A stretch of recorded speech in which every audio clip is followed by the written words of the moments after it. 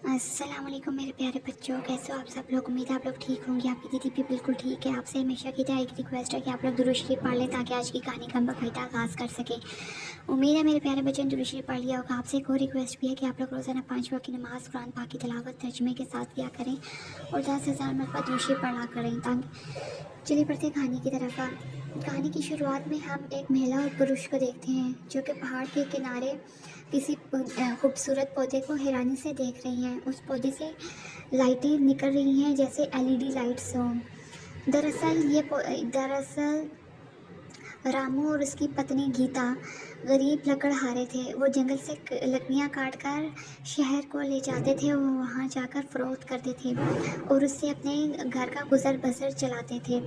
एक दिन वो इसी तरह जंगल से लकड़ियाँ काट कर शहर की तरफ आ रहे थे कि रास्ते में उन्हें एक पौधा दिखाई दिया। वो पौधा सब पौधों से बिल्कुल अलग था। वो बहुत यूनिक और मुनफरिद पौधा था। उसमें से लाइट्स निकल रही थी। वो लोग बहुत हैरान हुए। पहले तो वो डर गए, लेकिन रामू ने गीता से बोला, डरने की बात नहीं, मैं ज़रा आगे जाकर देख रहा हूँ, तुम पीछे ही खड़ी रहना, आगे मत आना। रामू उस पौधे की तरफ जैसे ही बढ़ता गया, रोशनियाँ और भी ज़्यादा फैलती गईं और तेज़ होती गईं।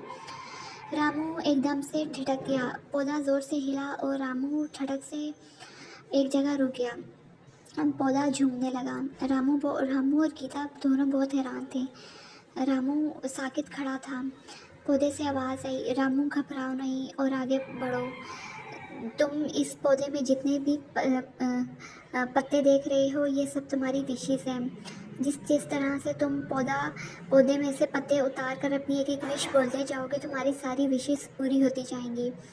रामू पहले तो घबरा गया, लेकिन गीता ने उसे हिम्मत दिलाई और रामू आगे बढ़ा। उसने पहली विश की कि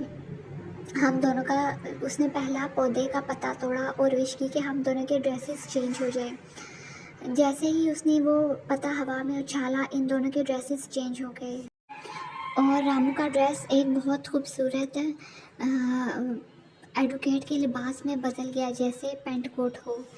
और मैं गीता का बहुत खूबसूरत फ्रॉक में बदल गया, जैसे किसी परी का फ्रॉक हो।